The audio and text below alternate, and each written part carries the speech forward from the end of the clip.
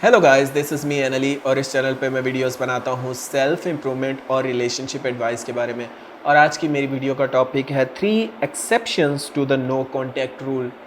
3 वो चीज़ें जिनकी वजह से आप नो कॉन्टैक्ट तोड़ सकते हैं। ठीक है, अगर ये 3 वजूहात हैं, ये 3 रीज़न्स हैं, तो फिर आप नो कॉन्टैक्ट तोड़ सकते हैं। ठीक है, वो 3 रीज़न्स क्या हैं?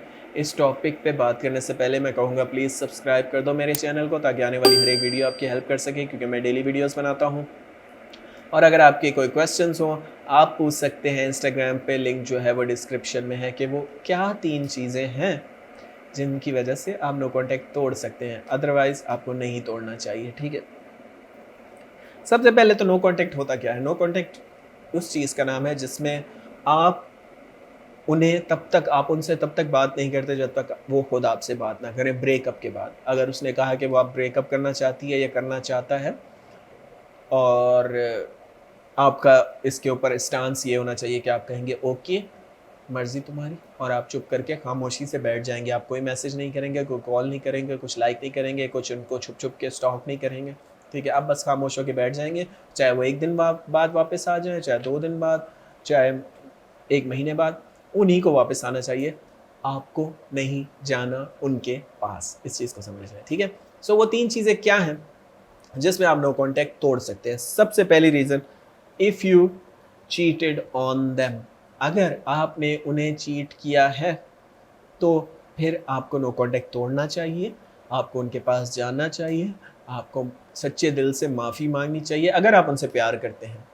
वो अलग बात है कि अगर आप उनसे प्यार ही नहीं करते तो फिर तो कोई फ़ायदा नहीं है। लेकिन कभी कभी हमें अपनी गलती का एहसास बाद में होता है, क्योंकि हम एक इमोशनल क्रीचर हैं। ठीक है, हर चीज़ का लॉजिकल जवाब नहीं होता हमारे पास। कभी कभी हम किसी के साथ बुरा करते हैं और बाद में फिर हमें रियलाइज़ होता है कि यार नहीं करना चाहिए था यार, शी वॉज़ द वन जो मेरा सच्चा प्यार थी।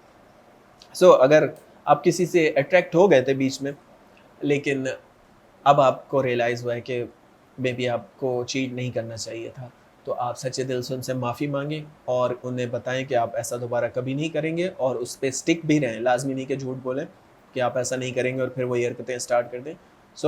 सच्चे दिल से माफ़ी माँगें। अगर वो माफ़ कर दें तो अच्छा है, ज़्यादा फ़ोर्स मत कीजिएगा, बिकॉज़ ऐसी सिचुएशन में वो गुस्से में हैं, तो वो आपकी सुनेंगे नहीं।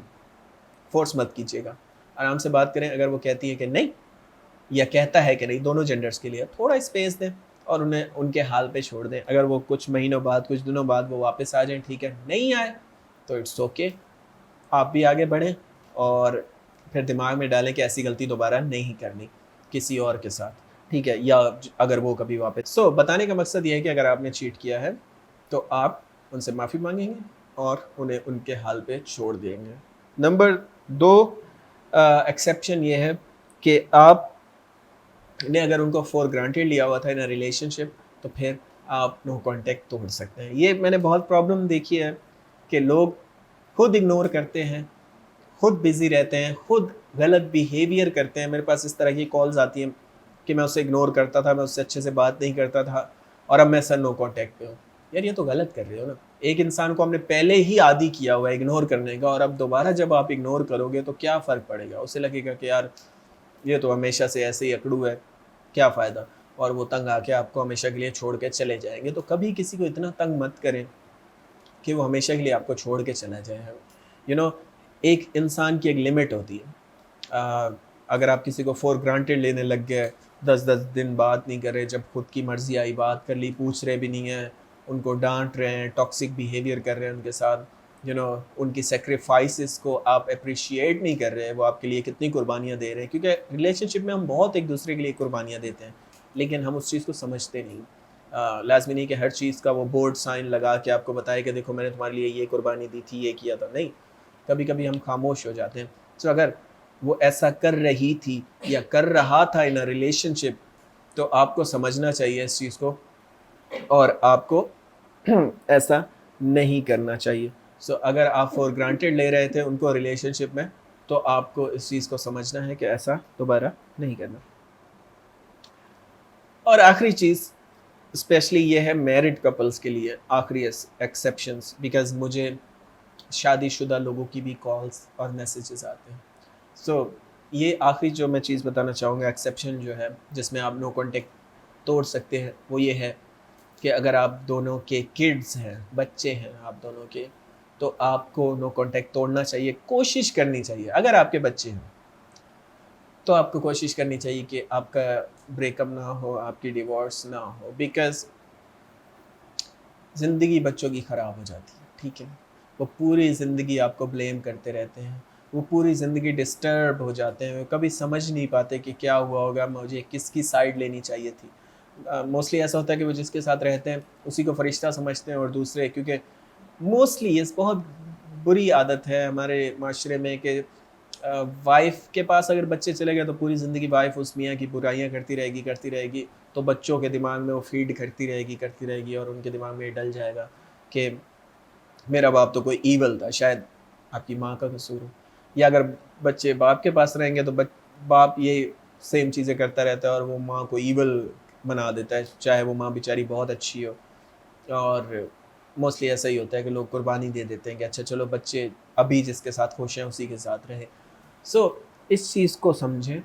अगर आप मेच्योर हैं, एडल्ट हैं, आपके बच्चे हैं, तो कोशिश करें आप इस नौबत तक ना जाएं कि डिवोर्स हो।